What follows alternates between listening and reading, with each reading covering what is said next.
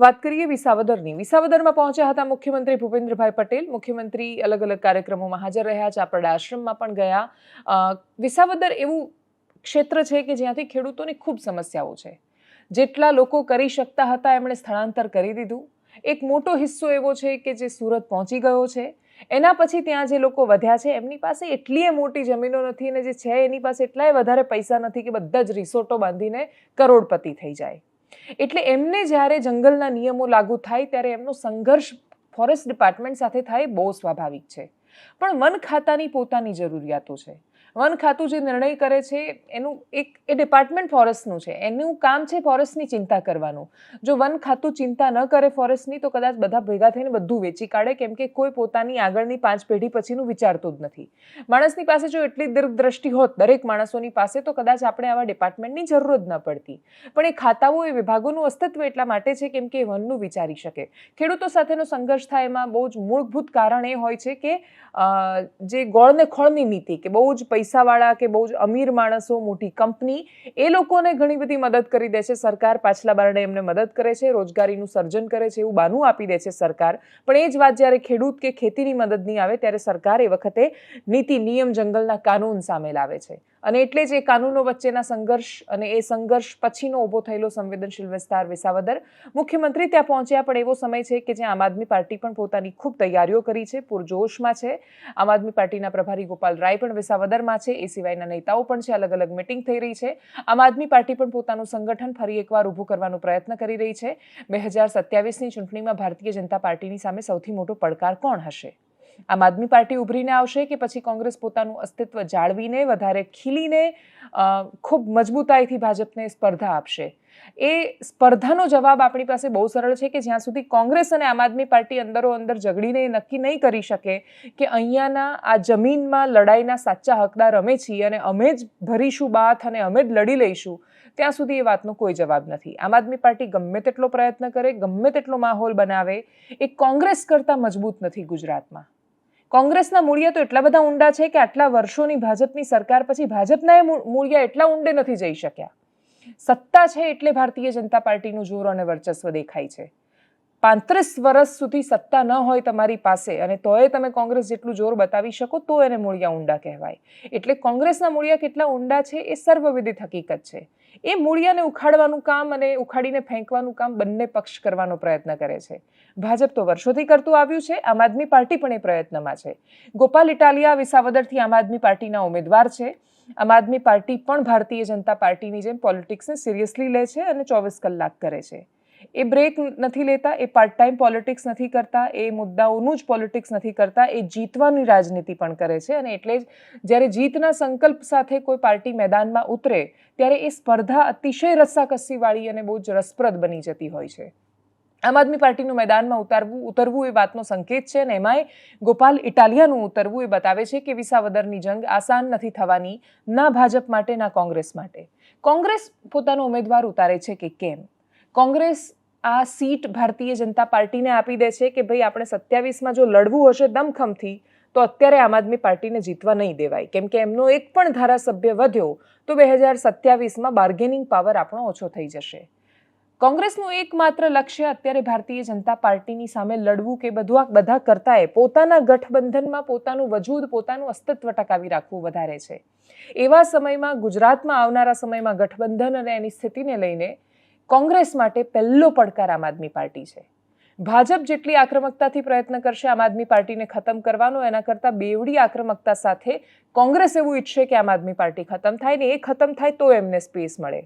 એની સામે લડવા માટે જે ઉમેદવાર છે મેદાને, એને તમે ઇગ્નોર નથી કરી શકો એમ, એ ગોપાલ ઇટાલિયા છે. અને ગોપાલ ઇટાલિયાએ પોતાની જાતને સાબિત કરી છે સતત લડાઈઓમાંથી. અને એટલે જ આ સંઘર્ષમાં ભારતીય જનતા પાર્ટી માટે આમ જોઈએ તો રાહ આસાન છે, સરળ છે, કેમ કે કોંગ્રેસ અને આમ આદમી પાર્ટી અંદરો અંદર એટલું બધું ઝઘડશે કે ભાજપને કોઈ સવાલ આવશે કે કેમ. પણ આ વિસાવદર છે અને વિસાવદરનો ઇતિહાસ સત્તા વિરોધી રહ્યો છે. વિસાવદર સત્તા જોઈને, કોના પક્ષની સરકાર છે કશું જ જોઈને વોટ નથી આપતી. એ તો પોતાના સમીકરણ જુએ છે, સ્થાનિક સ્થિતિ જુએ છે અને કોઈનો પણ ગરબો ઘેર મોકલી શકે છે.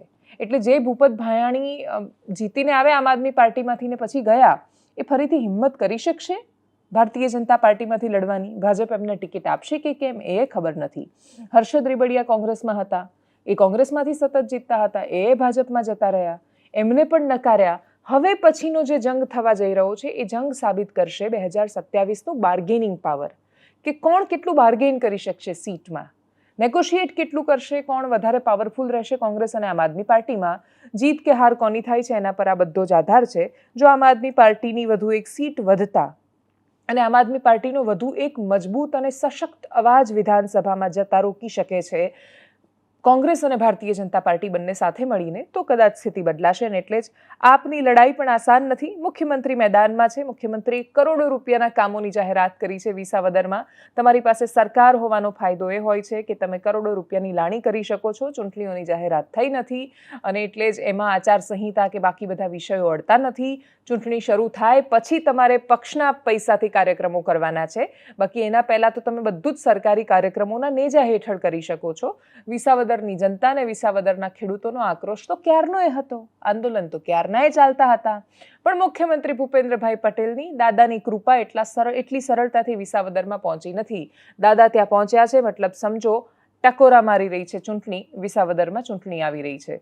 સાંભળીએ પ્રતિક્રિયાઓને. આમ આદમી પાર્ટીમાંથી પ્રભારી ગોપાલ રાય શું બોલ્યા છે, ગોપાલ ઇટાલિયા શું કહી રહ્યા છે, સાંભળીએ એમને. विसावदर का उपचुनाव होने वाला है, जैसा आप सबको पता है. विसावदर के लोगों के साथ भाजपा ने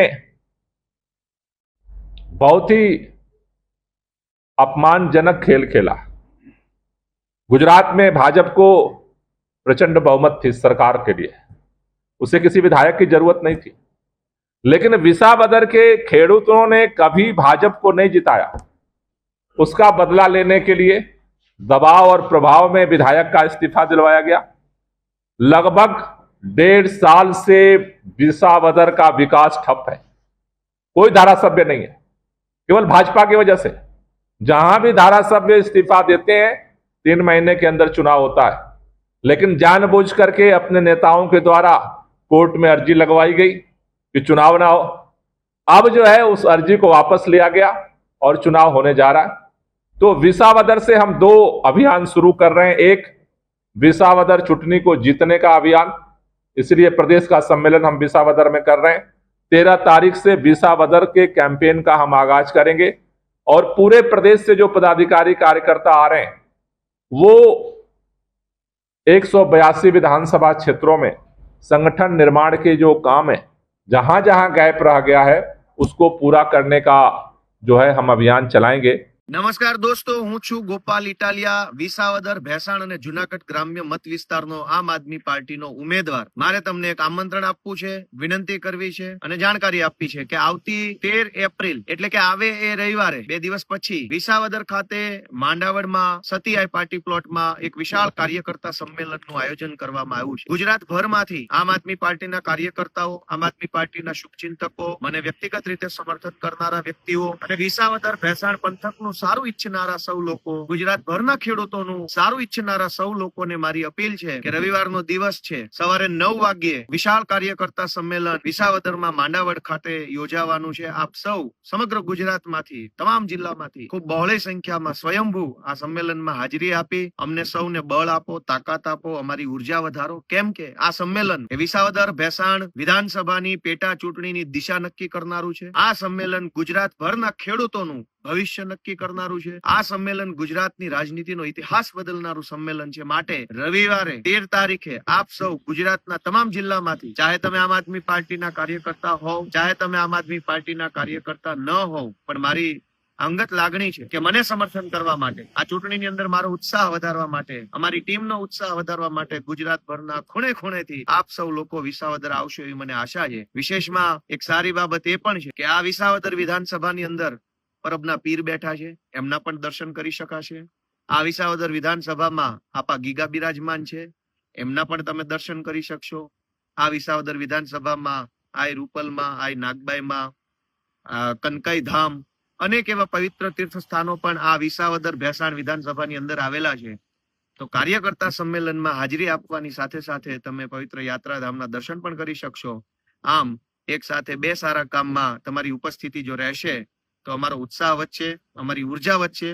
એવી આશા સાથે હું બધાને વિનંતી કરું છું કે આવનારી 13 તારીખે વિસાવદર ખાતે રવિવારે સવારે 9 કલાકે ખૂબ બહોળી મોટી સંખ્યામાં સ્વયંભૂ સમગ્ર ગુજરાતમાંથી લોકો પધારશે એવી સૌને આમંત્રણ છે, સૌને વિનંતી છે. જય જય ગરવી ગુજરાત, જય કિસાન.